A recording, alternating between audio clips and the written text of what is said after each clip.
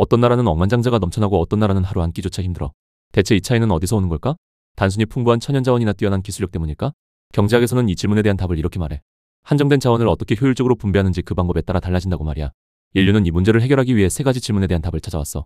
무엇을 생산할 것인가? 어떻게 생산할 것인가? 누구를 위해 생산할 것인가? 이 질문에 대한 답을 찾으며 인류는 다양한 경제 체제를 만들게 된 거지. 가장 먼저 인류가 선택한 건 전통경제였어. 이는 관습이나 전통에 따라 생산과 분배를 결정하는 경제 체제였지.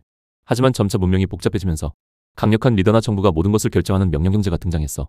이후 계몽주의 시대를 거치며 탄생한 게 바로 시장경제야. 이 시장경제는 개인의 자유로운 선택을 존중하고 가격 메커니즘을 통해 자원을 효율적으로 배분하는 시스템이지. 명령경제의 대표적인 예시로는 구소련의 계획경제를 들 수 있어. 소련의 계획경제는 중앙정부가 모든 생산과 분배를 철저하게 계획했거든. 하지만 실제로는 관료주의의 경직성, 정부의 비대칭성 같은 문제로 비효율성이 심각했어. 이는 거대한 제국이었던 소련의 경제 규모를 한강의 기적을 이룬 한국 경제와 비교했을 때도 알 수 있는 부분이야.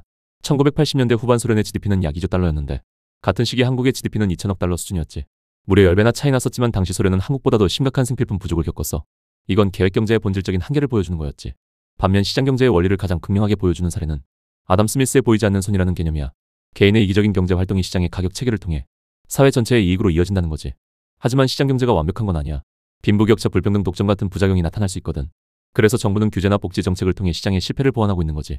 결론적으로 한국과의 부는 단순히 자원이 얼마나 많은지보다 그 자원을 어떻게 배분하는지에 대한 경제 체제의 효율성에 달려 있는 거야.